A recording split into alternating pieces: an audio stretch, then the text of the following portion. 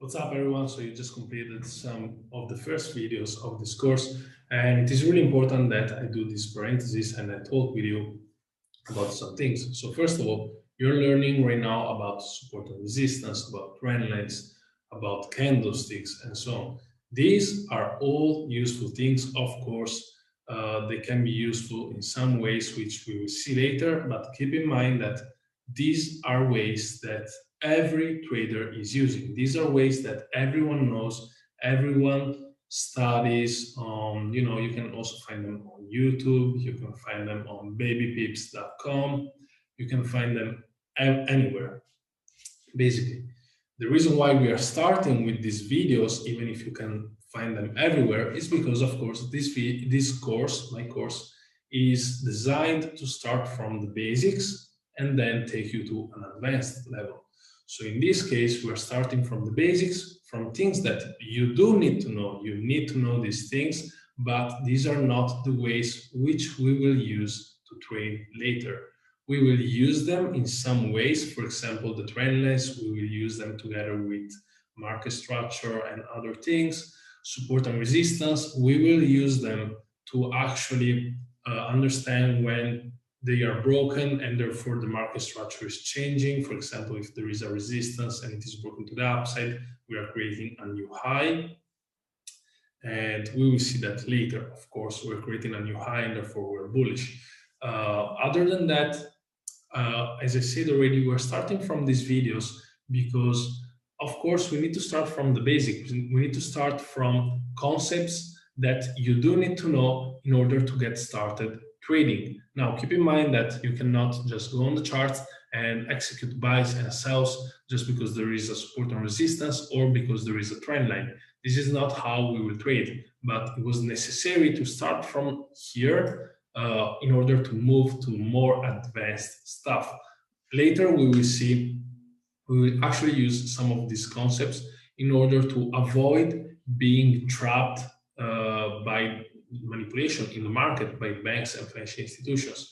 Because, of course, they do know how retail traders are trading, and therefore they know that everyone is trading at double top, everyone is trading at the support, everyone is entering buys, the resistance, everyone is entering sells, and they know all of these things and they manipulate the market in order to grab liquidity and then create big pushes either to the upside or downside.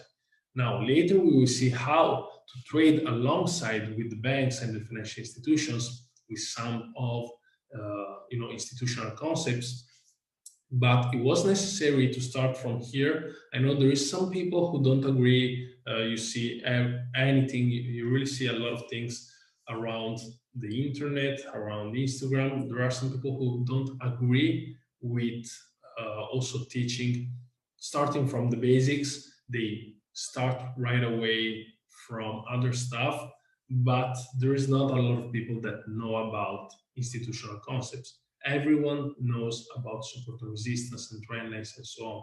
Now, keep in mind, ask yourself, if everyone knows about support and resistance, trend lines, and all of this stuff, why aren't they making money?